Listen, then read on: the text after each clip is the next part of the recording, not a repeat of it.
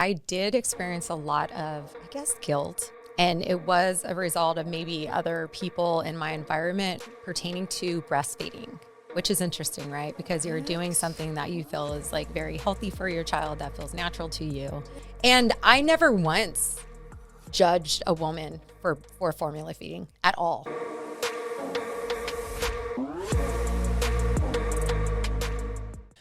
Okay, for the video listeners, Jess is in the red and Laura is in the leopard. I'm so excited to have you guys both here. I want to start with a topic that was covered extensively on your podcast that I know will resonate with so many of our listeners who are mothers. It is the topic of mom guilt.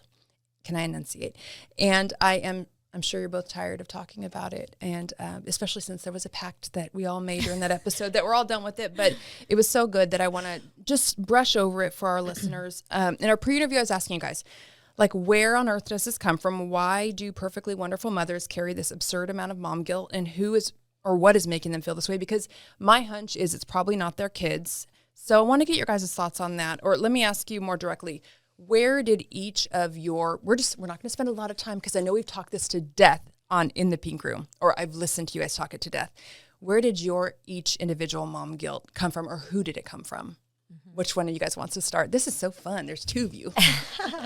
Well, first of all, I'd like to say that I never get tired of talking about the subject, because even though we made that pact and we're so passionate about ending our mom guilt, like, it's still there. Yeah. And it still comes up all the time. It's almost like a constant thing where we have to be very cognizant of that guilt. And then, but now we're more aware of it and we are better able to overcome it when we do experience it. So like you catch yourself. Yes. Yeah. So I can talk about this all the time. Okay, good. I don't feel so bad then. I think it's probably something you don't ever actually achieve. It's just a constant, you have to constantly be aware and mindful of it, because there's always going to be influences. Yeah. Do you guys remember, like, where would this have originated for each of you? I'm curious. So for me, if you don't mind, I'll go first. For me, I think I've experienced mom guilt on so many levels for so many different reasons, and all throughout different seasons of motherhood. So when the kids were like all below the age of 6, or when I first became a mother, I think that my first encounter of mom guilt is when I tried to go back to work full time. Mm-hmm. And it was a very difficult transition for me to go from being home with my baby. And I was an attachment parent, so I wore my baby all the time. We co-slept. Starting at 6 months, I co-slept. And also I breastfed. Okay. And so I was that mom trying to go back to work full time and then pumping. And I would drive home on my lunch break to deliver the milk to the grandma that was watching the baby at the time, or the daycare, depending on what day of the week it was. So my mom guilt really came from a place where I was raised by a stay-at-home mom. And I did feel very guilty about leaving my child to go to work and having someone else watch them. And I think that comes from a place where it was just ingrained in me that that's what I should be doing. Yeah, that's normal. What you're doing is not normal. What I was doing was not normal. And it didn't feel normal to me. My instinct was to be home with my child. Yeah. But that was very difficult, because in addition to wanting that, I've always been very ambitious and career driven. Mm-hmm. And so I thought it'll be easy to go back to work. I'll look forward to it, but it wasn't. Really? Mm-hmm. Okay. How about for you, Laura? Yeah, so my mom was also a stay-at-home mom. And I think there's a little bit, like, from a different perspective, if I'm going to be a working mother, then I need to make sure that, like, I'm going to do it justice. Mm-hmm. And, because our moms didn't have that, so we need to be able to do it, and we need to be able to do all the things and do it well, and not complain about it. Yeah.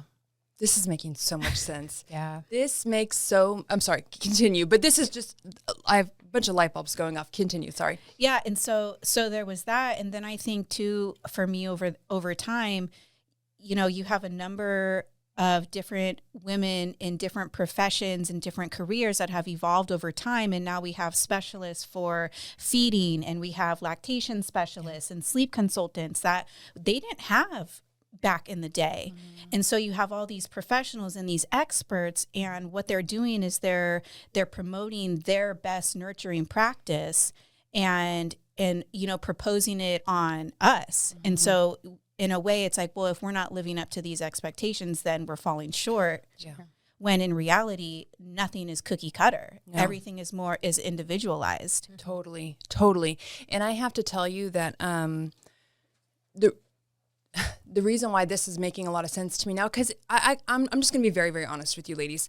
I understand mom guilt, but I can't say I've really had it in the same way you guys have had it.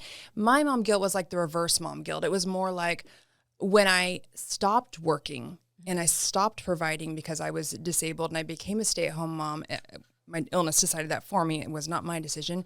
I felt guilty for not working, not because I was okay with working. I didn't need to work. But I felt guilty. I'm a horrible example. I'm not contributing to the family. When I was working, first of all, I did feel like I had a break. When I dropped my son off at daycare, I did not feel bad, but this is why. My mom was always a working mom my entire life. My mom never stayed home. She had 2 jobs during the holidays. I've only ever seen a single mom who worked. And so for me, that was normal. It was more, it was less normal for me to stay home. That was foreign. So that's why I think that, we all experience guilt based upon what our point of reference is growing up. So It makes a lot of sense. We all have it for different reasons. Also, I think you guys mentioned during the pre-interview, gender roles, cultural upbringings, obviously society, social media, things like that all plays a part in it too. If your cultural upbringing is such that, the woman stays home and the mom, raises the kids and the dad goes to work and is not fully involved in all the day in and day out, tasks raising kids, it's going to be a different game than maybe I was part of. Right. Absolutely. I can attest to that. When I had my 3rd child, at the time, I was a clinical manager at a center where we provide behavioral health for children with autism. That's where we met.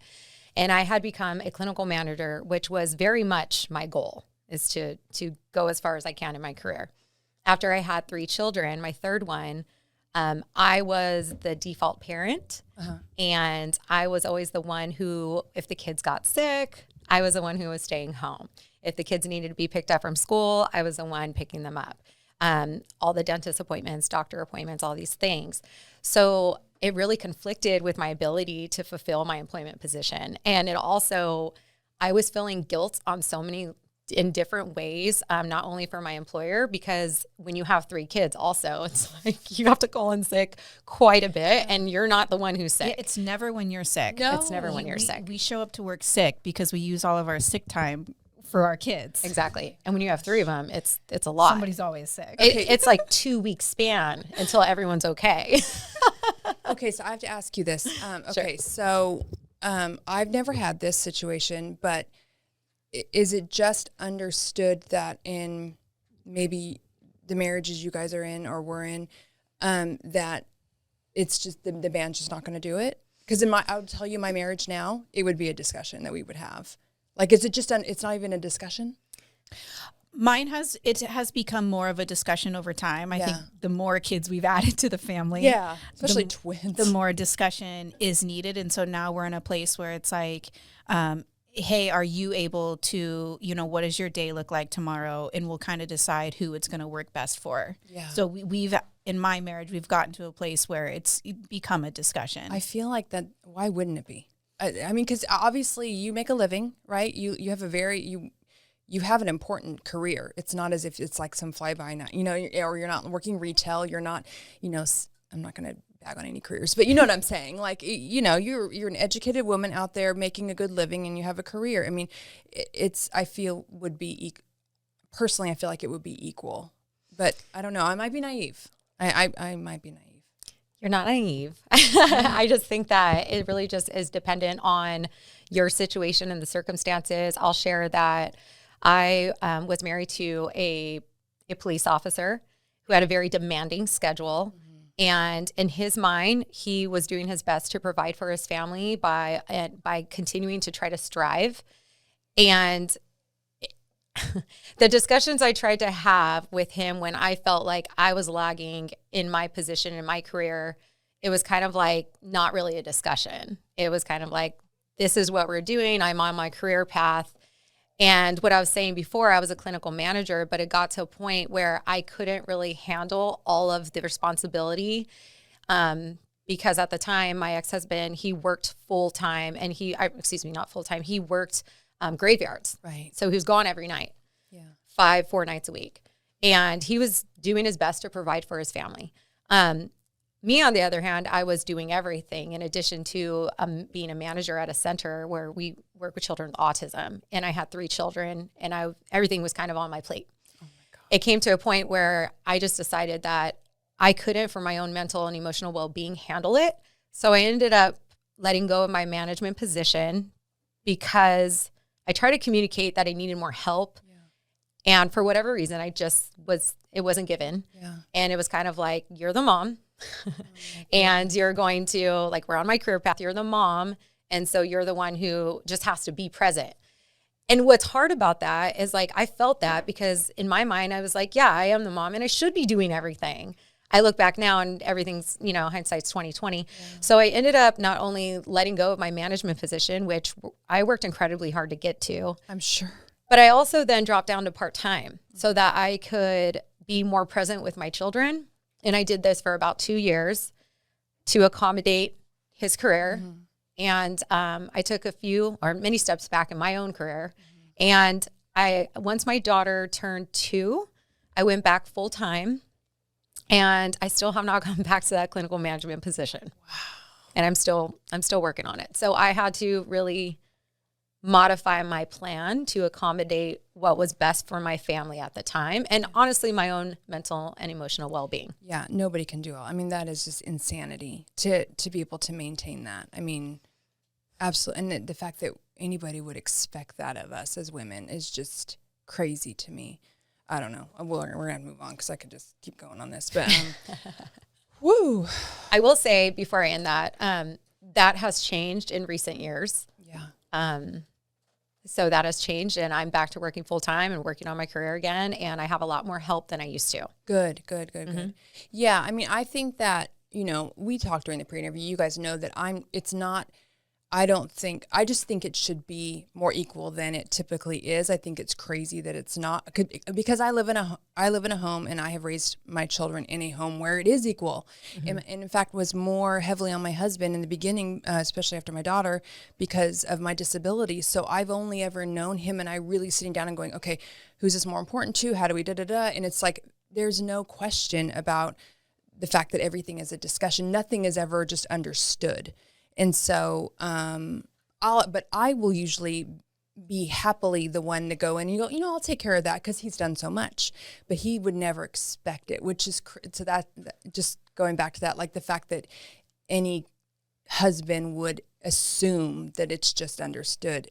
But again, I might be naive because this is all I know. So.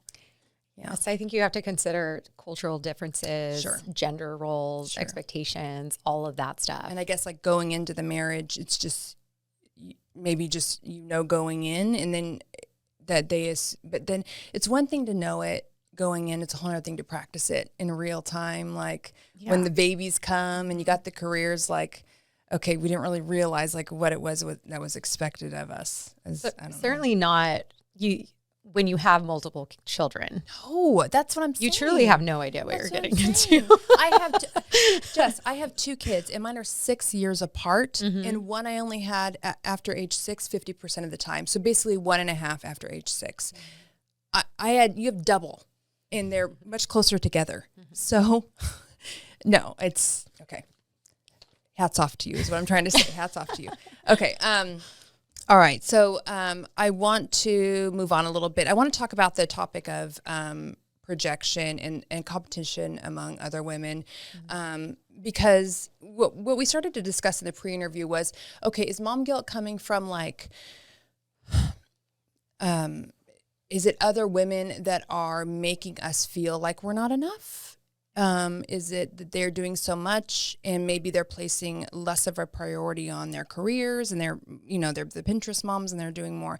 And is it them and is it that and we're sort of taking that in as they may not be consciously judging us, but maybe we look at that and we judge ourselves. What are your guys' thoughts on that? Or do you find that women will outwardly judge or project? I think it's probably a little bit of both. Yeah. That's exactly what I was going to say. Okay. What's funny is that I asked my husband this morning before coming on the show today, and I said, where do you think mom guilt comes from? And he said, 100% it comes from other moms. Okay, tell me about this, because I don't know. Tell me, I want to know. And so I think what he is trying to say is that you have social media and all these different influencers where it's their one job, right, to influence you. Yeah. And they all come up with their ideas of how to be a parent and what practices they use. And they all go in with the mindset that there's a superior. And they may not necessarily say those words, but they're in a sense selling something. And so if you're not at where they're at, meeting them, or if you're doing something different, kind of like I said a little bit earlier, you immediately feel like you're falling short. Oh, well, I'm not doing what they did, and here they are claiming to be like experts or something, right. or all these other people are agreeing with the same things, and they're all doing those things, but I'm not, and it doesn't feel right for me. And so, we put that on ourselves a lot of time, which I do agree with. Yeah. And then I do think there are other mothers who do outwardly judge. And, and then you can be a recipient of that too. I agree. I have to say that I did experience a lot of, I guess, guilt. And it was a result of maybe other people in my environment pertaining to breastfeeding, which is interesting, right? Because you're doing something that you feel is like very healthy for your child, that feels natural to you. Yeah. So I have 3 children. I breastfed all of them for over 2 years. And when I wasn't home and I was working full time, of course, I was pumping to provide for them. And so what I experienced was that once you go over that year mark and you continue to breastfeed, there's a lot of judgment about that. Wow. Yeah, which I think is interesting because I don't know why I'm saying wow. I should not be surprised by this, but go ahead. Which I think is interesting because from day one, I always supplemented with formula. And when I was told I had to use formula because of my lack of milk production, I didn't even think twice about it. It's like, for me, it was kind of like, however I can feed my child and they have a full belly and they could sleep well at night, that's what I was going to do. So I know a lot of women are like 100% breast milk or 100% formula. I didn't really consider that. I was just doing what I thought was best for my child. So I actually supplemented all with formula. Yeah. And I never once judged a woman for formula feeding at all. Why would you? Why would I? It shouldn't even cross our mind. No, it really should not. not. Even occur to me. It really should not. So it was just really interesting when I felt like I was being judged a lot for being breastfeeding, especially over the year mark. Because at the age of 2, I even breastfed for over 2.5 years. And I really just allowed my children to wean at their own pace. And that's just the mother I was. And they all did it in their own time, and I let them do it in their own time. But it was amazing how judgmental people were about that. I would hear comments. No, go ahead. I would hear comments like, "Oh, it's time to let go of that, or it's time to wean, or they're talking, or you need to do this, or you need to do that." And I felt almost like shame if I was at like an event or around other families or anything like that, and I continued to breastfeed. It's like, and I was very much the mom, like I would always cover myself up because that's what felt most comfortable to me. But even having to say, I'm going to step out and I'm going to go breastfeed in a room because I'm afraid of what everyone will think.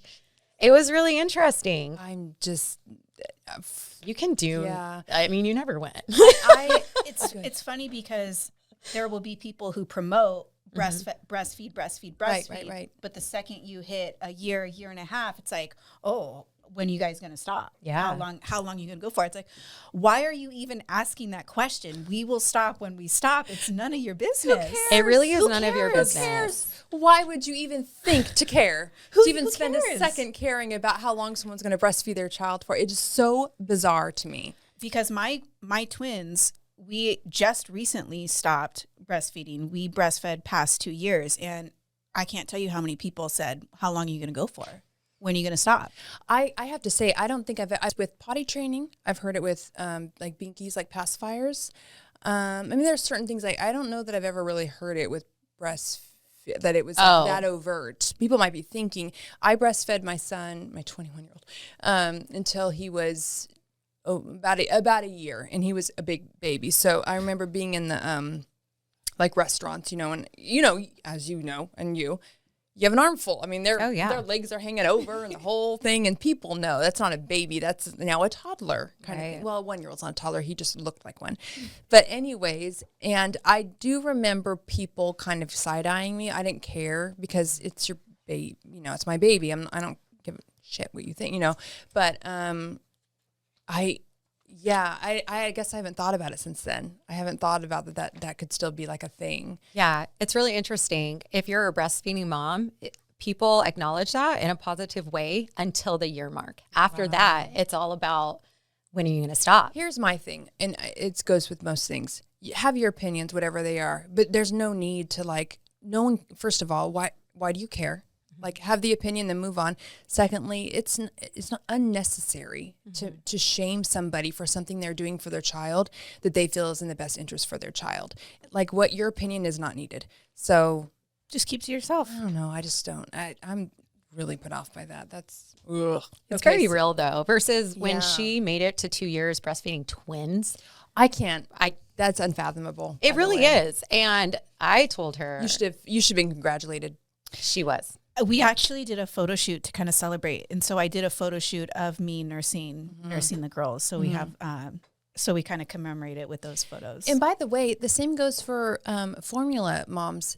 I don't give a crap if you give your baby formula. Like, I would not, either way. I remember one of my best friends, our boys were born 8 years apart, and she was formula only. I was breastfeeding only, and we would get together and hang out. And the only reason I ever felt bad for her or her baby was because she had to go warm up the milk and da-da-da-da. And I'm like, this is so much easier. But never once was it like, oh my God, I can't believe you're doing that. I just felt like, why don't you just throw them on there? It's just so much easier. But yeah, it's just So before we move on, this is something I'm passionate about. Yeah.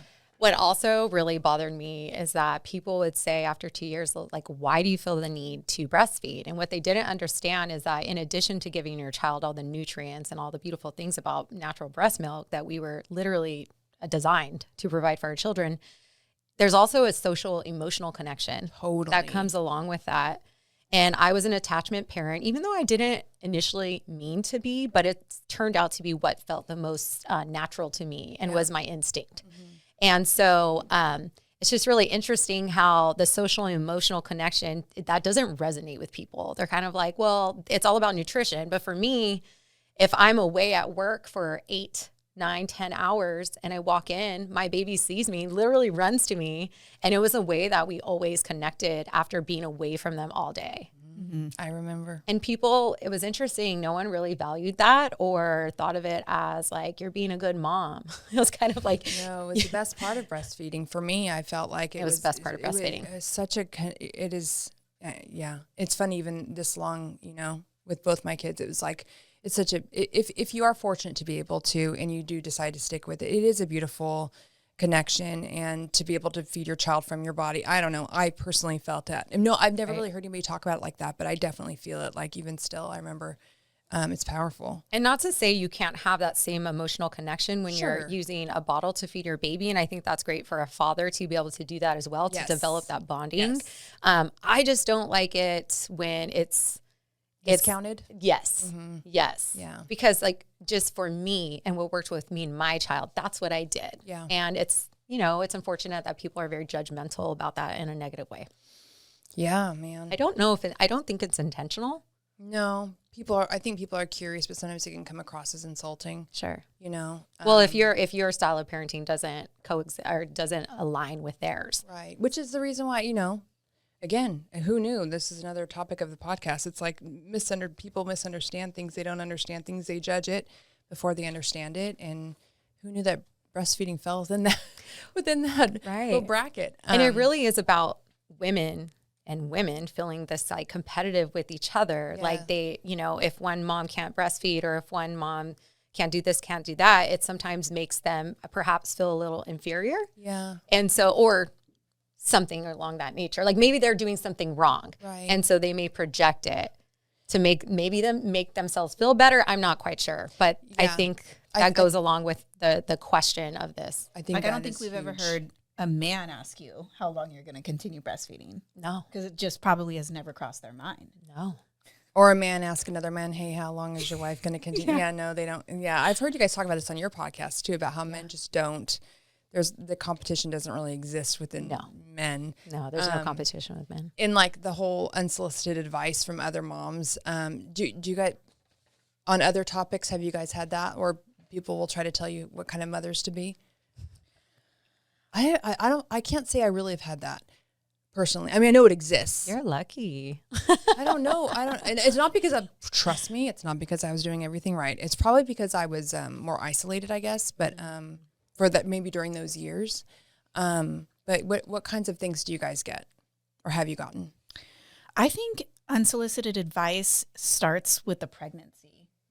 Yes. People, I mean, you tell somebody you're pregnant or that you're expecting, everybody all of a sudden has so much to say about the pregnancy, the delivery, and then it's like every stage of parenting that you go through, everybody just has so much to say about everything. Yeah. Well, I find that I've heard this recently, and so I've had to stop doing it because I noticed I was doing it, but I find that people will say, like, those of you moms out there of older kids that say, don't blink, that goes so fast, or the things that you complain about now, you'll wish you know, later, da, da, da. And I remember I started talking like that because I feel like it's so true. Like the stuff that we stress about when we have little kids, when they're like 15, 16, 17, you're like, you would long to have those days back. You would give anything to have one more of those days back. So you find yourself telling younger moms, like, I promise you, you're going to miss this. But the moms don't want to hear it. They're like, fuck you, basically. Yeah. Like, I do not want to hear that I'm going to miss this. But it's a way of like trying to tell you, like, just enjoy it. I know that's hard but I remember people doing that to me, and I don't know that I would get annoyed. I probably discounted it. I probably just didn't think, I'm probably sure. Okay. I guess, you know, do you guys get that a lot from older moms like myself? Yes. Yes. Yes. I'm sorry on behalf of all of us. Oh, no, that's okay. I think that's a little bit different. We know you mean well, right? We know that comes from a really good place. I think all moms mean well with their unsolicited advice. Yeah. Okay. It probably depends on, yeah. Obviously, you have a story you need to tell right tell now. Us, tell us. I don't really Spill the have tea, any, Laura. I don't think I have any really specific stories.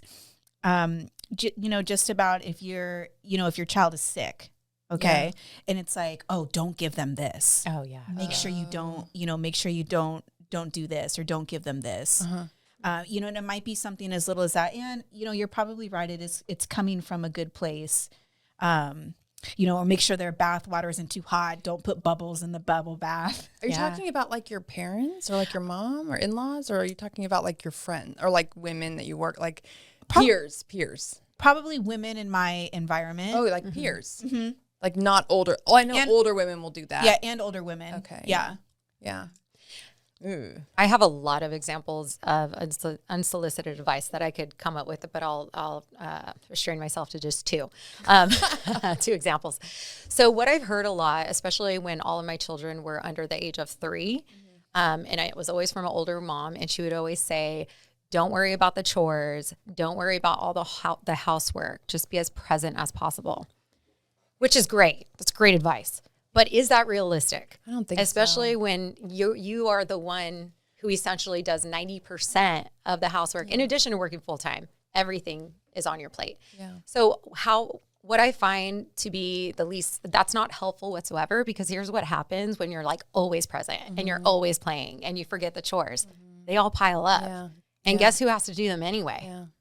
No, me. 100%. Right? Yeah. And so I never really valued that advice, just because I don't feel like that is realistic. Yeah. I think that what I've learned to do is I have time for chores. I have time where I sit down and I play Uno with my kids and I'm fully engaged. but you can't just completely forget about everything else. And also, it's actually very unhealthy for a child to grow up in a messy, cluttered environment, right? Yeah. Because too much stuff Yeah.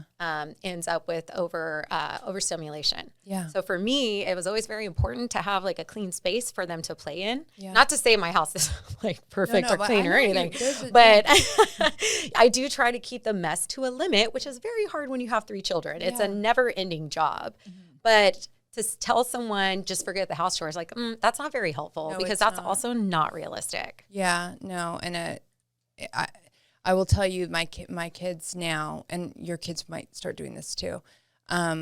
Will, not that I had the most like clean. I always probably like you. I always kept my house up, where I had somebody come in and help me when I couldn't, when I was during my sicker years, and my kids noticed a difference between like the homes they went to that were like, not so well kept or whatever. The parents weren't, and they appreciated it. Oh, it was yeah. for them, it felt like, safer, more comfortable, whatever. Yeah, they were. I won't go into too much detail, but the kids do notice, is I guess what I'm trying to say. Yeah. But I think They totally notice. What's funny is it was within your first 2 episodes that you guys launched with your podcast that you were talking about how you were. I'm going to ruin the wording, but like how you're going to try to be more present, or try to be more like less stressed, or like something about that, right? Mm-hmm. And my first thought was, be careful with that, because I went the other. I did that. I went the other direction, to where I went from being like very type A, very controlling, very like go, to like nothingness. But not even just because of my illness, but even like after that, like I just did not stress about anything, procrastinated, was super in the moment, super engaged and present, and all. And it is wonderful. I love it. But be careful with that, because that can get addicting too. And then, like you said, you just have to, I know balance is unachievable, but there's pluses and minuses to both. So the goal is to just be, prioritize the important things, and things that are not important, don't stress over them, Yeah, I think the best advice you can give another mother is just do the best you can every day, and show up and just be present as much as you can. I mean, that's all it is. And nobody knows our families like we do. So Right. How would I know how to tell you how to, be a different or better mom? Only you know. And to think that we're all created the same. When we talked about this too, like I think it was you guys I was talking about this, like to think that there's some standard and we're all supposed to be the same is crazy. But I know that. And I think the standards are different across cultures. Yeah. What looks like what's expected is different in every household, right? Yeah. And also, so you had asked me another unsolicited advice. So like I mentioned before, I ended up co-sleeping. And the reason was, and this started with my first child, and there was a lot of guilt that came with that. A lot of women a lot of people in my environment did not think I was doing the right thing. But here's what happened. Like I mentioned before, my ex-husband worked graveyards.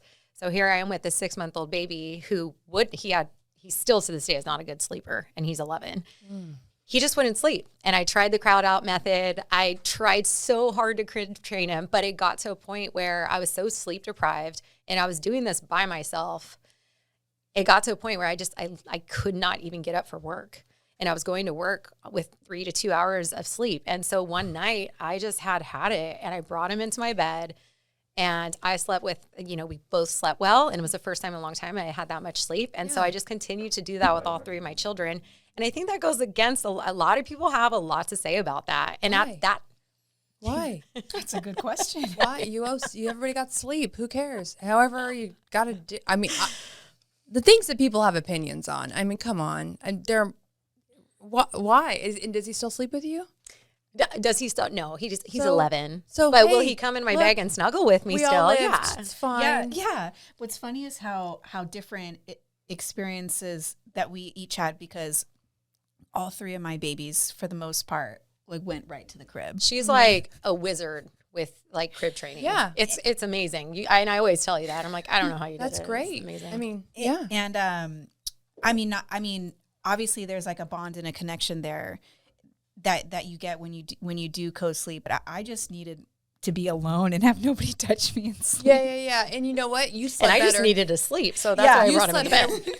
She slept better with them in the crib, and you slept better with the baby. So, however you sleep, the goal is sleep. The goal is sleep. However you whatever get that there. looks like, however you get there to get the best night's sleep, you do that for you. It's so crazy for someone to think that if they were to be put in your position that they would do any different. Right. You telling me that person would be a walking zombie and hallucinating from lack of sleep. They would choose that over just finally putting the baby next. I mean, come on. Well, then you hear all these things like, oh, you're going to spoil the child, or they're going to be too needy or too sensitive, or they'll never be able to sleep on their own. And it's so funny because my children, I have to say, I mean, she knows them. They're all very confident, very well-behaved children. And I mean, yes, they're attached to me in a certain way, but it's not like they can't spend time without me. I don't know. I don't mind that so much because you know what? They all become teenagers and they all get their own lives and a little bit of attachment, you know, that foundation to know, to have. I think,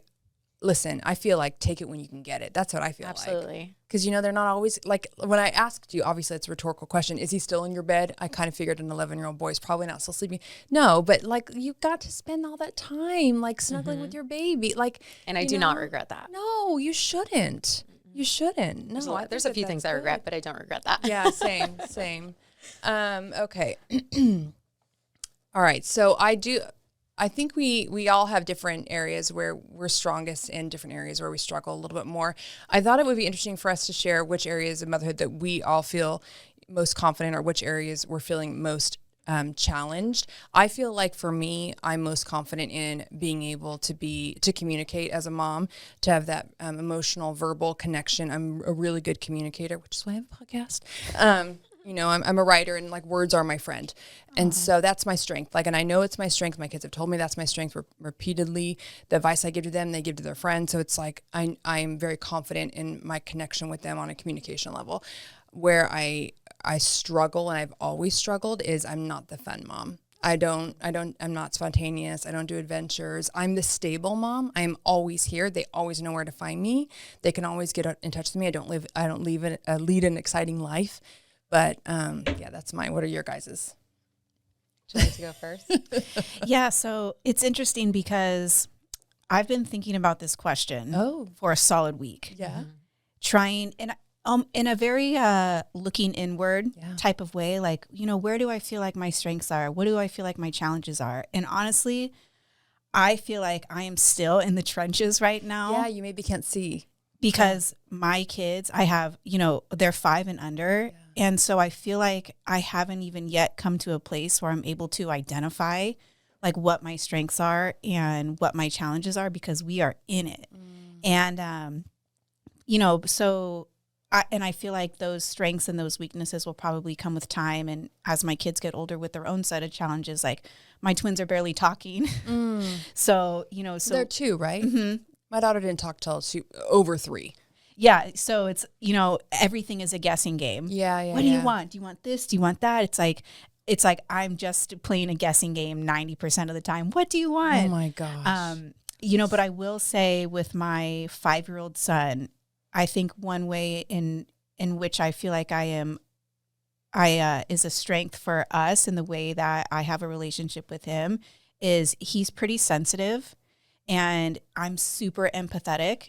And so I feel like I'm able to give him a safe space that he needs to express his emotions, you know, and be able to do so in a way where he's going to feel open and honest with me about it. Like we just had our cousins over. They spent the night with us and, you know, they were here for the weekend, his cousins, so my nephews. And today, you know, he came to me and he was like, Mama, I'm sad. And I said, what's wrong? And he said, I really miss my cousins.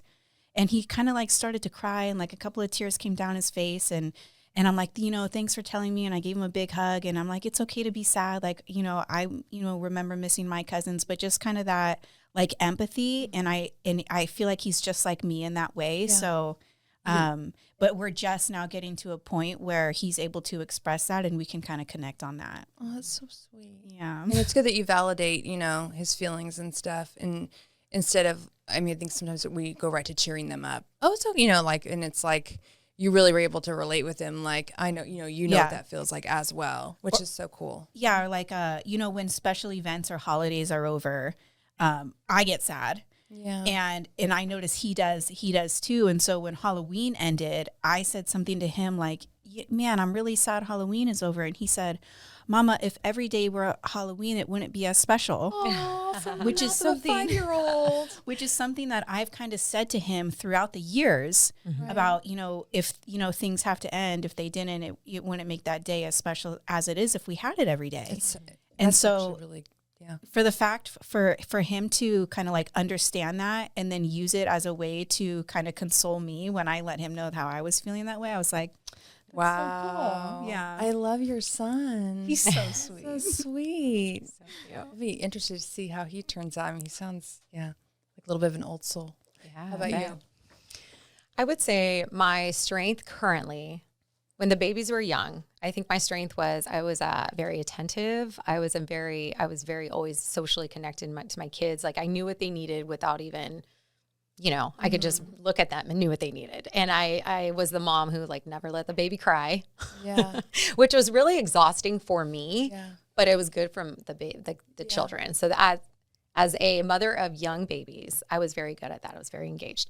I don't think I left my daughter overnight until she was 3.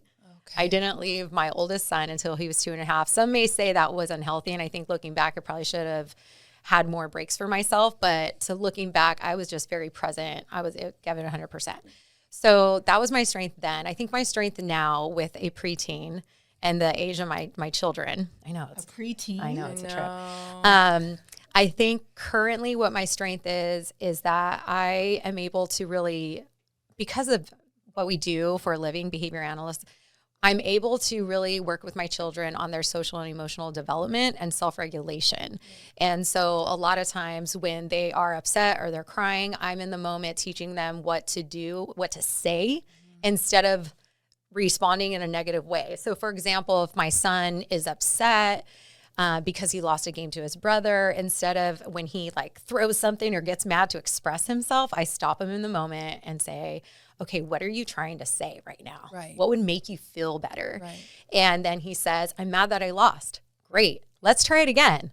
So then I set up the opportunity for him to lose again, and I immediately teach him to say that instead of throwing something. Oh. And so I think where my strength is in that. Like I'm able to teach them in the moment how to regulate themselves. And you're really trained in this.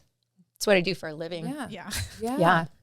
So I really love that part of it.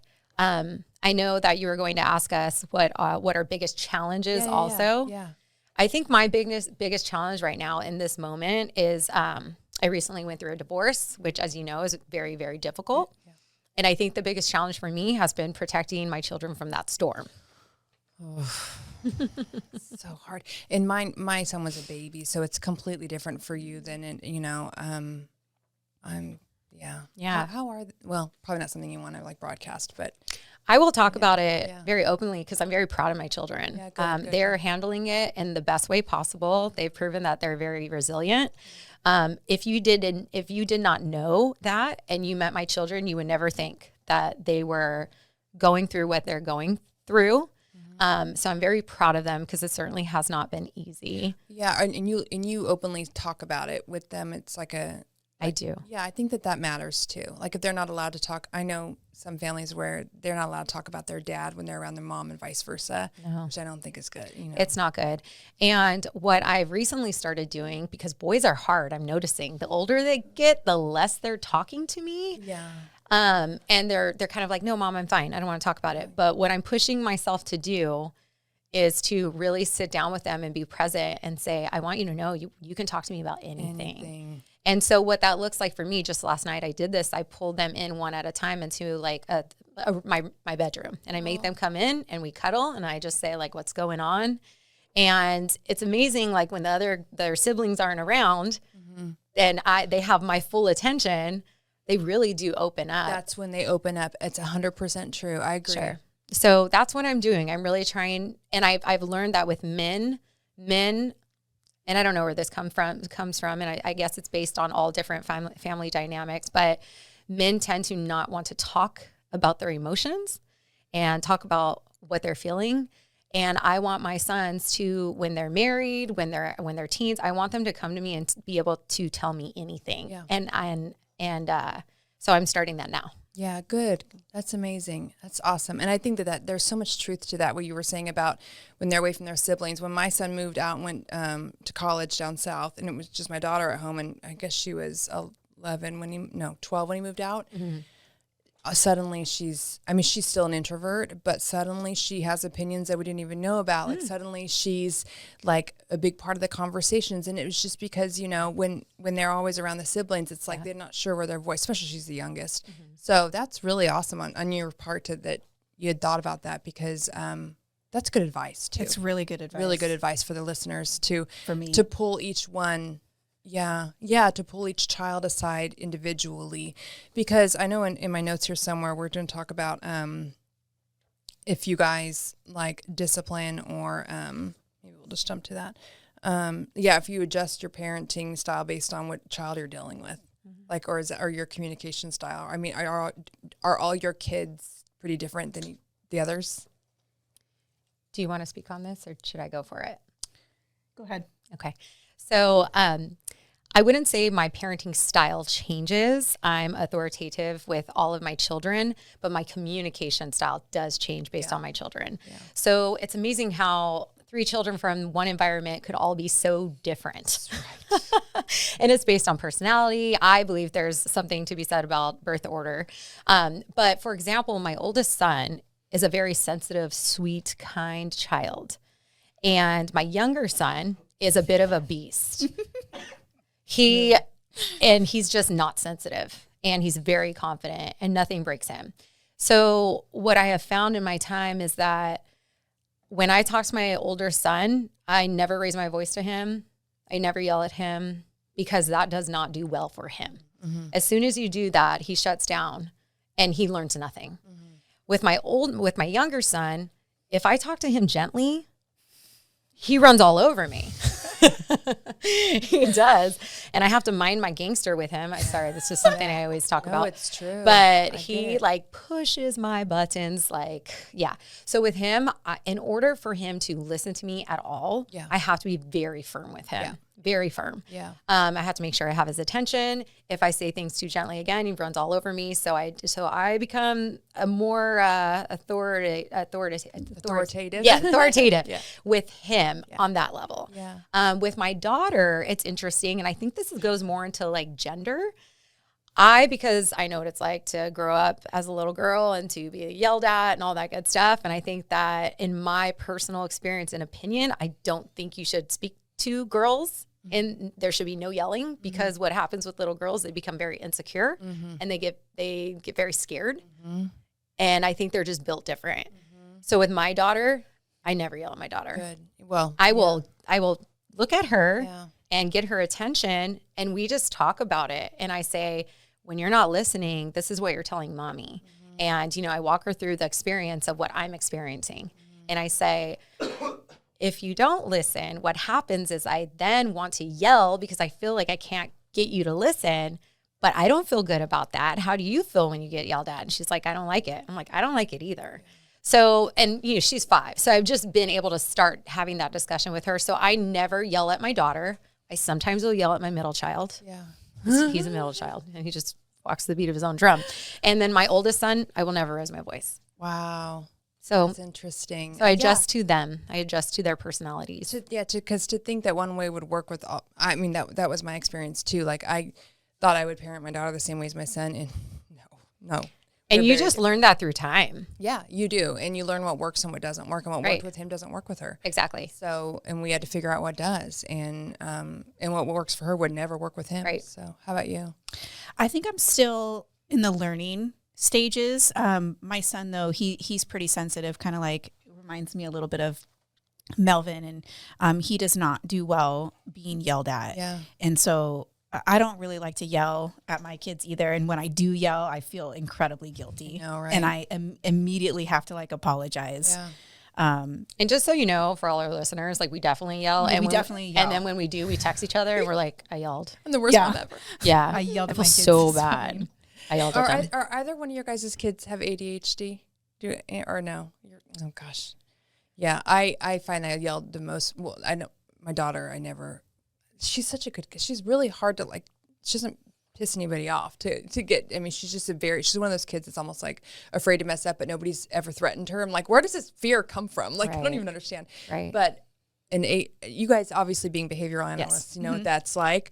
And my son, you would never know it today, but he was the worst with AD. I mean, we could not get him to like settle down, and we would have to threaten him with everything. Right. And I would lose it. I mean, not every day, but there were times, and then I felt terrible because yeah, man, I can like feel my blood boiling just thinking about it. I think I need to have therapy. Right. I'm just kidding. Well, I will say the thing about being behavior analysts is we do assessments on children all the time, right? So when it comes to your own children, like I definitely thought my oldest son had ADHD, and I was fully expecting that once he transitioned into school, that his teachers would report that because he had a hard time focusing. He had a lot of, we call them stereotypic behaviors where you kind of like jump around when you're excited, and he had a lot of these things, could not sustain attention for a long time. So once he got into school, I was full on expecting him to be evaluated for that. But every parent teacher conference I went to, they would say like, he has no problem paying attention, right? And I was genuinely surprised by that. Because I think what's hard about what we do is sometimes you're overly sensitive when you look at your child and you're like, oh, they're not talking yet, or oh, they're doing this, or they shouldn't be doing that. So that's kind of something that's hard. Very, very picky. Yeah. Everything is like, you're just looking at something through a microscopic lens. Like one of my twins, I have been worried about her speech development probably since about 9 months. When she was 9 months old, I had concerns, and I would kind of bring him up to the pediatrician, and he would say, you have nothing to worry about. And, you know, my husband said, don't worry about it. Everything's fine. And, I mean, even now she's a little over 2 and her speech development is a tad behind. But everything else in her development is on track. So there are no concerns, but it was something I noticed, like, and I was being very picky. I think too, because you work with spectrum disorders, right? Like autism spectrum. So you're going to be extra sensitive for like speech delays and things like that. So that's totally understandable. I think I would. My daughter didn't talk until, just a side note, my daughter didn't talk until like well into, I mean, she said words, but didn't make any sense till like well into her third year. And now I look at her and I go, she could, and it's not like, this isn't like news, she could be on the spectrum, possibly high functioning. Like, I don't think anybody would really know it because there's certain things about her, but like she's still like a perfect student, like all the things, but is that like a sign? Like if they don't speak until like maybe they're 3.5 or going towards 4, that's probably like a big sign, huh? That would be a developmental delay. Yeah. And then she didn't walk until like 1.5 years. She didn't crawl until a year. Oh, okay. That I think is more just a little late, but I don't think that's. I think we always say she was a lazy baby. Like she just was like very complacent, very, you know. And so but because she's so introverted and she's very stoic, we always, and she's not super affectionate. She jokes about it. She goes, oh, it's my autism. And I'm like, you're not autistic. It's her sense of humor. She's very dry, like a dry sense of humor. Right. And because she keeps bringing it up, I'm like, I need to look this up. Like, what is she talking about? Anyways, total side note. But I was going to ask you about your twins because I think people just assume that, you know, they're twins, so they must be, you know, similar in all things, but they're probably not. They could not be more different. Right? I would, that's what I've heard. Yeah, they could not be more different in the way that they look, in their size. And Elizabeth, she is just kind of like a little beast, and she just runs around like a little wildebeest all the time. And she's like laughing and she's expressive and she makes all these funny faces, whereas Eden is very much more reserved, stoic, almost kind of like, she's kind of like an old soul. Yeah. Like she's just wise beyond her years. She's the one that's not quite talking. Yeah. It's almost like she chooses it. Like, I don't need to say anything. She just observes the world around her. Yes. And takes it all in. That's how my daughter, same thing. Yeah, it's so funny. That's not necessarily a bad thing, I don't think. No. Yeah. Okay, so I wanted to switch gears a bit and I want to ask, or I want to tell you guys, we talked a little bit about this a few years back. I know the listeners probably don't know. A few years back, I was working on a book that I eventually gave up on it due to some health challenges. But the book was going to be called "I Can't Care About Everything," and it's the idea that everything is important, and we are all expected to care about everything with equal energy. And I did a bit of research, obviously, when I was writing, and what I found was, and by the way, this isn't exhaustive research or empirical data, but these are just the trends I noticed. The moms who prioritized homemaking, so the ones who cooked and cleaned and had a Pinterest-worthy home and life and family, they spent on average less time focused on health, fitness, self-care, having a career. And the moms who prioritized health, fitness, and self-care, so moms who worked out every day, they very clean, they prioritize self-care for themselves, and they don't really stress about the aesthetics or the image they're projecting. Not their personal image of themselves, but the image they're projecting, spent on average less time on homemaking. That's interesting. Yeah. So the thing is, you can make an argument for both lifestyles. Both are important. But we started to talk about this, of course, as we were setting up, and we're like, oh, better save this for the podcast. But the question is always like, can we care equally about all of it? Like I'd always joke and say, I go to my chiropractor and he's telling me the most important thing is that you go to the chiropractor once a week. You go to the dentist, and the most important thing is that you brush twice and floss twice a day and make sure you get your cleanings a day. You go to your esthetician for your skin, and you need to use these products. It's the most important thing. You go to your hair person, you go to, your personal trainer. It's like everything is so important. And then, by the way, you got to be a mom, and you have a career, and you have to run a household. You cannot care equally about everything. You just can't. And the idea, and what's going to matter a lot to me, it's not going to matter the same amount to you, but something that matters a lot to you may not matter a lot to me. But the opinions, this goes back to sort of the projecting and stuff. The idea that we're all going to have the same opinion about these things is ludicrous. So the question is, can we care equally about everything? I always feel like each one of those camps wants to incorporate more of the other's habits into their lifestyle, because the busy moms are always saying how they need to focus more on taking care of themselves and they need to exercise. And these are the moms that, put everybody before themselves. The moms who don't put pressure on themselves oftentimes will feel like maybe they should be caring more. Like, for example, these are the moms who maybe wouldn't volunteer to be a teen mom, and they're not throwing the epic birthday parties, and they don't have their kids enrolled in all the activities. And so where do you guys fall on this? Because I feel like most people are a mix, with one style being slightly more dominant. And again, obviously it's not empirical data, but where do you guys feel like you fall on that little spectrum I outlined for you? Well, I have to say that I find your findings interesting, because it's not exhaustive. Right. It's just like, Yeah, but it's all based on your environment, right? And the women in your exactly. environment. Exactly. And what I've seen actually is that the women who stay at home and work for the family in their home and what I mean by that is, okay. In one of my episodes, I talked about how I think stay-at-home moms work really, really hard. Yeah. And in my mind, they work for their family. Yeah. So what I've observed is that those moms are better at taking care of themselves and exercising. Oh, yeah. And what I see is that the moms who are working, their self-care is at the bottom of the list, because they're giving. And it's very hard to find time to take care of yourself as a working mom, in my opinion. So when you're struggling to stay afloat on everything, what I've seen is that self-care is the first thing to go for mom, because everyone else's needs mean more. Yeah. So that's what I observed. That's why I think that's very interesting. Yeah. It depends on your circle, probably. Exactly. Yeah. I think it depends exactly on your environment and the age group and all that good stuff. So for me, I think that can you care about it all? Sure. But can you implement it all equally and do it all? I would say most of the time, no. I think it takes a certain type of person to do it all. If you asked me if 5 years ago I was doing it all and doing it well, I would say no as a mother. But I'm also now in this different season of my life with my children. They're older. And so if you ask me if I'm doing it all now, I would say yes. Yeah. In my mind, I was raised by J-Lo and Beyonce. And I have women I've always looked up to, like Jennifer Lopez. I always talk about Jennifer Lopez because to me, she's just like been the most influential woman in my life as a Latina and everything. Love that. And she talks about how you can do it all. And I'm with it. Like, I'm just like, yeah, I can do it all. I could be a mom. I can work. I could be a great friend. I could be really into fitness.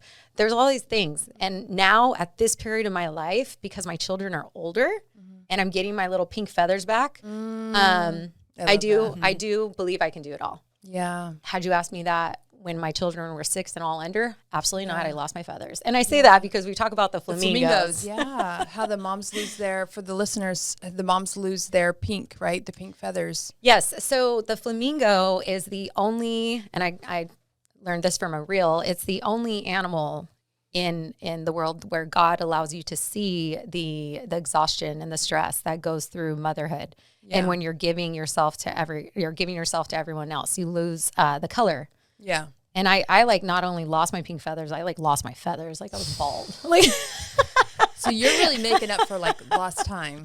I am. I feel like, yeah. And you feel good about it. Like where you're at right now. It's I can see that. It's clear. And I think it's empowering. Yeah, it's very well, it gives everybody hope. You know, that especially those who are watching, you know, it's like it gives everybody hope that if she can, then maybe I can, because I have always said, and you're challenging me on this a little bit, so to think a little differently about this. I have always said you can do it all, but just not all at once. So like, I'm there with you. I agree 100%. Like I could do, like right now, I'm very immersed in podcasting. Like I'd say 75% of my life is my podcasting, then 25% is my family, but 99% of my life was my family up until this year. So it's like, you know, so it's really switching, and I'm in trying to find that balance, which we all know balance is bullshit. But I've always thought to myself, like, I've always just said, like, Kim, you just have to accept the fact that you're going to be imbalanced for a while, because you can do it all, just not all at once. At some point, maybe. Yeah.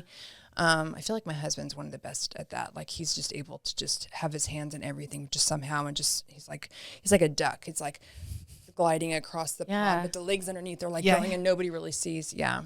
Men are so intriguing because I feel like men do one thing at a time, and I could be wrong, but women are multitaskers by nature because we have to be, right? Yeah. Men just seem to focus on the present moment, what's in the moment, and like nothing else. Yeah. So you're right. They're like just like floating ducks. Yeah. He's just like next, and he doesn't get overwhelmed. He's like, okay, on to the next. That's another. They don't get overwhelmed. Juggle it all at once. Yeah. That's why the all at once thing. Okay. So something I learned, and this word is probably going to come up a little bit. The idea of things being counterintuitive. Something I learned as a mom is, I think, one of the most difficult aspects of parenting is the fact that a lot of times doing what is best for our children is sometimes the most counterintuitive decision, meaning we are wired to nurture and protect, and yet sometimes wrapping them in bubble wrap till they're 18 is not the best idea for their future. So it's like I talked about this with my son too, like I did not want him to go away to college. I did not want him I was so sad. I cried for a year. I cried the year leading up to him leaving. Then I cried for like 3 months after he left. I mean, it is counterintuitive to push your child out of the nest. It's I mean, everything about their growth, what we have to do as parents is so counterintuitive. Have you guys struggled with that? I mean, I know your kids are still little, but like knowing when not to coddle and when to like step up, like a more of the, I don't want to say iron fist because I don't really parent that way, but more like, with my daughter, my daughter could get away with murder because she's such a good kid. Mm-hmm. She's so well behaved. So she'll ask for things and she just gets it because she's such a good kid. But I have to like be like, no, you have to earn that. Now, can I just give it to her? Yeah, but I'm like, I'm teaching her nothing, you know? Right. Do you guys have, I know I'm talking about a 15-and-a-half-year-old. Do you guys have anything like that? Yeah, it's a little different for me, again, because my kids are so young. Right. So these situations that are applicable to me are, you know, those little parenting moments where like, should I attend to you because you're crying, even though I know it's for attention? That's a perfect example. Yeah. And my BCBA background will say, no, don't do it, because if they're doing it for attention, you don't want to give it attention because it's just going to reinforce that behavior. Right. But then there's an intuition in me, or my mother's instinct, saying that, well, right now they need your love and affection. Right. And so it's like, you know, which one do I choose? And I oftentimes choose like giving them the love and affection, which kind of goes against I don't know though, what we study in behavior analysis. But again, my kids are so young. Yeah. So At this age, I feel like takes priority, no? I don't know. Maybe I don't know. I would think so. I would think so. I would think. Now, if it's a tantrum, like in a store because they can't have the candy, I don't buy the candy. You know, like they can cry that out all they want. Like they're not getting that candy. Now, would it be easier to give them the candy so they stop and so people stop looking at us? I have a memory, clearly. And just so, you know, the attention's off of us and I'm not sweating and panicking at the register. Yeah, but it's like, it's that, tough. Again, so the counterintuitive, you know? They want McDonald's for dinner so bad and they're throwing a fit in the back seat and you know that you've defrosted whatever at home all day ready to cook and and it's just easier, whatever. There's so much about parenting that I think to choose to do what's best for them is so counterintuitive to what you want to do and what's comfortable. Yeah. Do you have any? I would say that there was a situation, I'm a very protective person by nature. Like I'm a lion, right? And she'll tell you that. And when it comes to my children or anything pertaining to them, I am a lion. And recently, my son, very athletic child, my oldest son, and he goes to a school and all of the kids in his class, he's like little brothers with. It's really great. And recently he had an incident where one of his buddies, they got into like somewhat of a physical altercation. Yeah. And he was crying. He was really upset. He indicated that he was physically hurt, but I know, knowing my child, that he was more emotionally dysregulated. And so he came to me, we talked about it, we cried, and he's just like, are you going to call so-and-so's mom? And I said, nope, we're going to let you work this out with your friend. And that was new for me. Yeah. Because in the past, I probably would have, contacted the parent and talked about it to make sure that the other child and Mel apologized together. But what ended up happening is that my son saw him later in that day, and the other child saw him, came right up to him and was like, hey, I'm sorry, bro. I didn't mean to do that. And my son was like, it's all good. This is your oldest, right? This is my oldest. I feel like that's the smart, when you get the parents involved, I mean, it's unnecessary drama. The kids will work it out on their own if you just let them, especially at that age. Exactly. And so what happened is these two little boys, they were apologized and then they went off and played football. And a few weeks later, I just by chance came across and saw the mom and we talked about it. And I was just like, I'm so glad that they worked it out for themselves. Yeah. Because he's at that age now where life isn't sunshine and rainbows. No. And there's going to be a lot of adversity that's coming up. And I'm almost grateful for it. Yeah. Because I think up until this point, like their life has been pretty much like in a bubble. Yeah. And I grew up, where I grew up is in La Puente in Southern California, in a pretty tough neighborhood. Yeah. And so I was introduced to a lot of adversity at a very young age, and my children have not experienced that. And it's not like I want them to experience that, but if it occurs naturally, I want them to be able to deal with it in their own way. And that made me very proud of him. So that was a recent occurrence where I had to kind of let go a little bit. And what I'm understanding, maybe we'll get into this pretty soon, is having a preteen now. I'm seeing that there's going to be a lot of times moving forward where I have to let go. And this was one of those things where I was like, I have to start letting go little by little. And I feel like this is the beginning of a lot of like goodbyes, quote unquote. The pride that you will feel, it's weird. It's like this bitter, people talk about bittersweet. It is the most epic feeling of bittersweet that you will ever feel. Like the pride I felt launching him out of the house when he was 18, I was so proud of him. But yet it was the worst pain ever. Like it's just so bizarre. And it's like, but the good thing is the way that life prepares us for that. Like I read something somewhere that they naturally detach sort of from their parents in their teen years as a way to sort of prepare us. Yeah. And I think that there is obviously, you don't want them to go too far from home because you always want them to know that there's, where their home base is and that there's safety there. But it does sort of prepare you. I will say that. So it's not like it's not like it's shocking. It's coming, obviously. Gradual. Yeah, thank you. That's the word, gradual. Yeah, and I think I'm noticing that with my oldest son, who just turned 11, because it's kind of like, hey, do you want to go to the mall with me? And he's like, no, Mom, I'm good, because he's choosing basketball, he's choosing YouTube, he's choosing all these other things. So I can already feel it. My child, who used to be so attached to me and never wanted to leave me is like, I'm good, Mom. I'm going to go play ball with the boys. And so I'm like, oh my gosh, it's happening. Yeah. Let me hold on to you a little longer. But I know that this is just the cycle of life, and this is how it goes.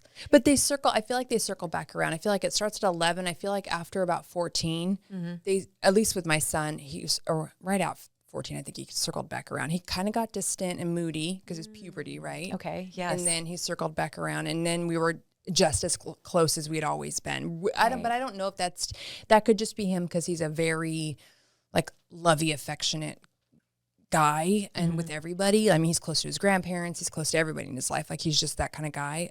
But the intentionality that you put on your relationship with him, I think will, it pays off in dividends later. I do believe that because the parents I know who do that, they reap the benefits later. I feel like, and I feel like I was that kind of daughter as well. You know, like I was maybe a little bit of a shit in the first, few years of high school, but then I came back around, Yes. like if we think about how we were. Yeah. So as we wrap up, I thought it would be fun for Laura to share any advice she could offer to moms of little ones under 5 who are not in school. And Jess, maybe you could offer advice for moms of preteens, and I'll take the teenager advice. Does that sound like a good idea? Yeah, that sounds good. Okay. I just thought about it. I'm like, we all have different ages. Okay. If there was one bit of advice that you wish someone shared with you or wish you would have known sooner, Laura, what would that be? And you have twins, so you could even speak to that if you'd like. I didn't prepare for that one. Oh, whatever you want then. No, I know, but that would have been good. Definitely, probably just slowing down. I know this sounds cliche, but there is something so powerful about slowing down and stepping away from the idea that being busy or being fast is better. Favoring quality over quantity, that you don't need to justify your success as a mother in terms of productivity.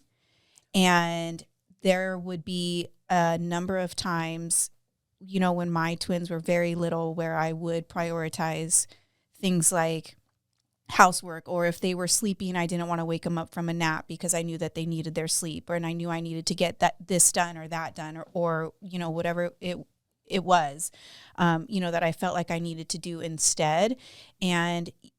But it doesn't have to be like that, because like everybody always says, it goes by so fast. And these little moments, these little chaotic moments on a daily basis is going to go by. And, 5 years from now, it's just going to be a snapshot memory. And so your kitchen is a mess, and it's going to take you twice as long to cook your dinner. But that's okay, because you're going to look back and you're going to miss this. And the most important thing that we do in our time here on earth is going to be to love our children. And so at the end of our time on earth, we're never going to look back and wish we had done more of those things, like, making sure the laundry was put away, or that we had nicer dishes, or that our kitchen table looked a certain way. It's going to be remembering how much we loved our children and how they're better because of it. Yeah. How they're better humans in this world, that we contributed to that. And if you can kind of weave that through your mindset when you're going through it, through the trenches, when your kids are young and you're not getting any sleep, I think that's huge. And I once heard someone say that if you're having a rough day, to close your eyes and pretend that it's you from the future, just getting one more day to relive whatever it is it may be. It might be, your kids are crawling all over you because they're waking you up in bed at 6 a.m, or you're trying to cook dinner and, your little toddler wants to help. So your kitchen is exploded and it's a mess, or even nursing. And so if you just pretend that it's you from the future, and for just one more time, you get to relive this moment, I guarantee you your mindset will shift to gratitude. Oh my God, you're going to make me cry. And this is what she does. This is why she's so amazing. Because it's so true. It's so true. Oh my gosh. You're so right. You're so right. And again, like when you're in it and when you're in it and it's dark and you're sleep deprived and it's really hard to get a grasp on that. And let's not wait until it's too late. Let's not wait until it's too late. Let's do it now, because, I feel like I'm just now starting to come up for a breath of air since like having my twins and figure out and feeling like a person again. And Jess mentioned this on the podcast that we did, like one of our very first episodes. And she was like, oh, I didn't even know that you were going through that. And the thing is that I didn't realize I was going through that until I came out of it. Yeah. And that's probably why I never brought it up, because I didn't have that perspective yet to realize that I was in it and it was hard and I was in there deep. But like now that I'm out of it and I finally feel like I'm coming up for a breath of air. Mm-hmm. It's a good feeling. It is a good feeling. Yeah. Mm-hmm. That's really, that's wisdom. That is wisdom. Yeah. I'm going to remember that. Thank you. Thank you for sharing that. All right. How about you, Jess? There's so much I could say on this, but something that's really coming to my space, and I think it's just with my sons and getting to that preteen stage, I would suggest that moms really focus now less on the physical things and more on the social, emotional development with their children. Something that I would like to do with my boys is really teaching them a sense of belonging. Mm-hmm. And this kind of comes from a place of my brother and his experience. My brother, to go out a little off, he is 10 years older than me, and he's homosexual. He did not come out until he was 40 years old. And his whole life, he felt like he didn't belong somewhere. He felt like he couldn't communicate with my parents. He couldn't be who he was. So what I suggest to do with parents is really like stop and be present, talk to your children, let them know it's okay to be sad. It's okay to hurt. It's okay. Just give them a sense of belonging, because where they go after this to college and their career and their marriage, you always want to give them that space to like come back and know that they belong somewhere and that they're valued somewhere. Mm-hmm. So that's really where I'm focused right now. I'm also really focused on teaching my children resilience, because life is not easy. You fail more than you succeed. So true. And learning how to cope with those failures in a productive, positive way. Mm-hmm. I'm really focused on that as well. And this is coming from a place where I was always afraid to make mistakes. Yeah. And that always had a negative impact. And now I'm just really telling myself, like, it's okay to make mistakes. And I'm hoping to change that for them. The other thing, playfulness. Yeah. So sometimes I think, like, as a mom, if you ask my kids, which parent is more playful, they would for sure say their dad. He's so playful and he's amazing with them. But they see me as the mom who does the helps with the homework, who does the chores, who does all the the hidden mom projects, right? Where I'm trying to go is I want to be more playful with my kids. I want to be the one playing basketball with them and with football and all those things. I don't want them to just think of their dad when they think of those things. That's really good advice. And that's advice that I wish I would have been better at when I was with my kids at that age. Because my husband, again, like both my son's dad and my husband, which is my daughter's dad, they're both very playful. And I was never that mom. So I think that's really good advice. And I wish I would have been better at that. Well, it's advice for myself. No, but and for the listeners. But I would say that I wish somebody would have told me that. That's really great advice, because I feel like now when I am more willing to be playful, they don't think of me as being the one, because I never established that as a possibility. Part of it was obviously, the condition that I had and everything, but even when I could have, I didn't, because it was just not, I just didn't choose. I didn't choose it. Again, it's like none of us are perfect. I know my strengths and I know my weaknesses, but that's one that I could have worked harder at for sure. Yeah. I think that's really good advice. And the last thing I would say is, even though you have older kids now and they're preteens, you're still a first-time parent. You're still figuring things out as you go every single day. You're still going to make mistakes. I make mistakes all the time. Oh my gosh. Yeah. So my number one advice is always just be kind to yourself. Yeah. Yeah. Especially with that oldest one, right? Because they're your first for everything. Yeah. It's like, we've never done this before, so we'll just see how this works out. Now I have some idea I'm sure as you guys do, like you have some idea as the next ones are coming up because you've been through with your first one. But yeah, it's pretty scary. And you are like a first-time mom with every year that goes by. Mm-hmm. My advice is, as they get old, there is a switch that gets flipped around middle school, 6th, 7th, 8th grade. It's always earlier than you think it's going to be, where they start pulling away a little bit and they need more privacy, more independence and freedom. And it's gradual at first, but then you kind of notice it all at once. And the instinct is to want to hold on and to smother. And it's heartbreaking, especially, I mean, because I was home all the time, I noticed probably more. And I think that what my kids have told me is that their friends have complained. The reason why their friends aren't close with their parents, or if they're not close to their parents, is because the parents became all of a sudden very, very strict and very, very created rules to keep them closer, to prevent them from having privacy and freedom, and because they didn't want to let go.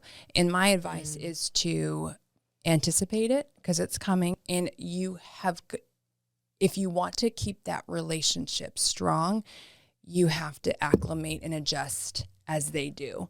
Because while I look at my 21-year-old and I still see my baby boy, and I probably will always, he's a man. He's a full-grown man. And when he was 16, he was a teenager with raging hormones, and, same thing at 13. And it's like they're thinking about girls and God knows what else.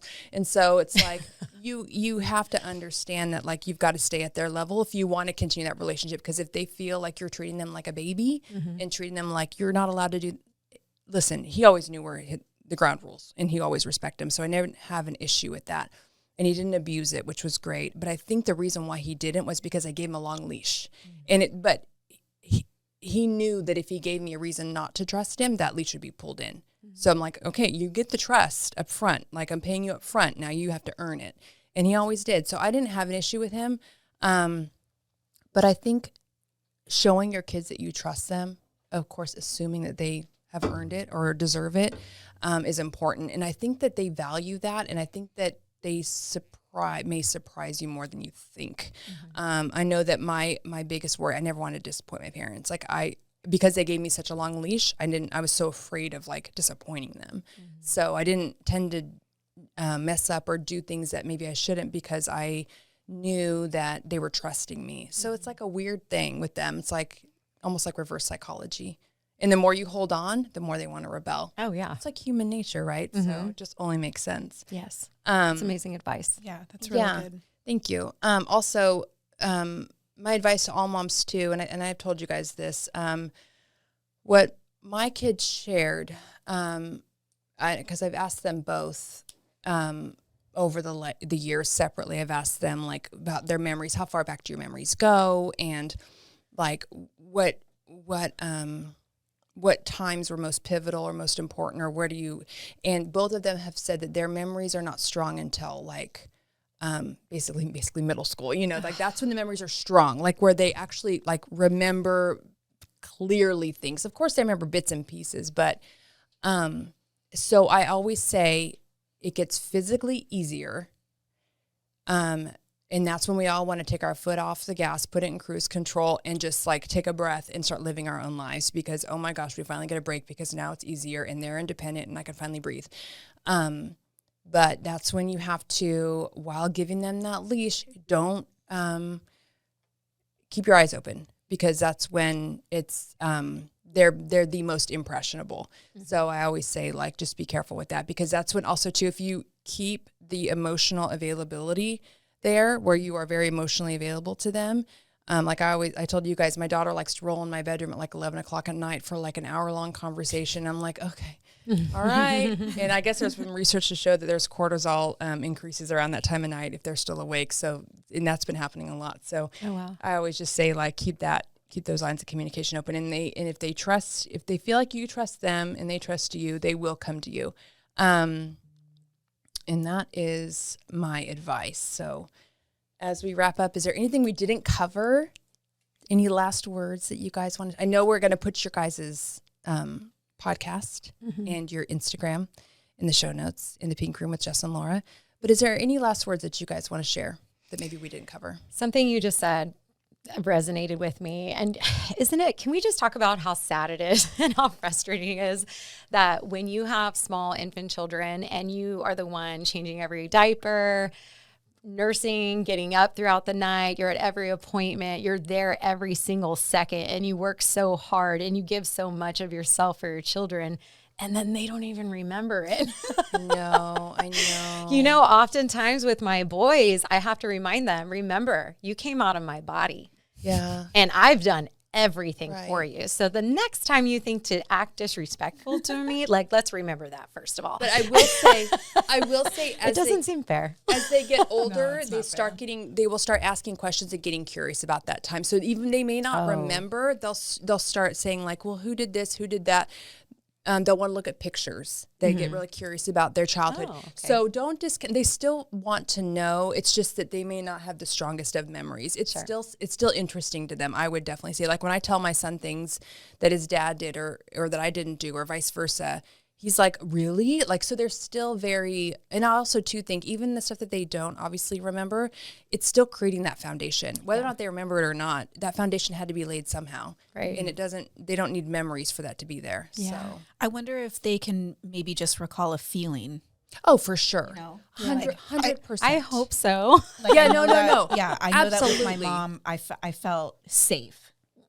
Yeah, absolutely. And I love think that. I think more what I'm getting at is like, don't beat yourselves, moms, don't beat yourselves up over the little things because they're not even going to remember. If they had to buy lunch a couple of days a week because you forgot to go to the grocery store, didn't have time to go to the grocery store and you were too tired to pack, they won't remember and they will not care. Like, so it's just like we beat ourselves up for the stupidest things, you know? I buy them lunch every day. Yeah, and same. Same. And I do not feel bad about it. And I don't feel bad about it. Do not at all. It makes my mornings a little less hectic. But whatever your thing is, moms, like whatever your thing is, like I promise you, they probably, if you are emotionally available to them, that's really all that's going to matter in the end in terms of the closeness and the bond that you have. The little things really don't. There's stuff that goes into creating that foundation, and usually it's those little things that are they have nothing to do with it. So Got it. yeah, like also too, like volunteering on field trips, like we beat ourselves about that kind of stuff. I did it a few times, but it's like they don't care. They want to be with their friends anyway. So Right. anyways, all right. Well, we're gonna wrap up. Thank you guys so much for being here. Thank you for having us. This was so much fun. I hope you guys enjoyed it, listeners. And you can find them at In the Pink Room with Jess and Laura, wherever you get your podcasts. Check the show notes for a link and start following them on Instagram right away. You will love their show. It is amazing. You would never know they're first-time podcasters. I am telling you from a professional podcast listener. They're one of my favorites. Aww. So thank you guys for being here. Thank you guys for listening, and we'll see you back here next week. Thanks so much for watching. If you guys enjoyed this conversation, please give it a like and leave me a comment. I want to know what you guys think. Also, if you're looking for more information about how to be a guest on the show, please go to our website at humanityunlockedpodcast.com. We only record shows in person, and we are located in Sacramento, California. Oh, and if you're not subscribed, make sure you tap that button so you can get updated on weekly episodes as they go live. Is that it? I think that's it. See you guys next time.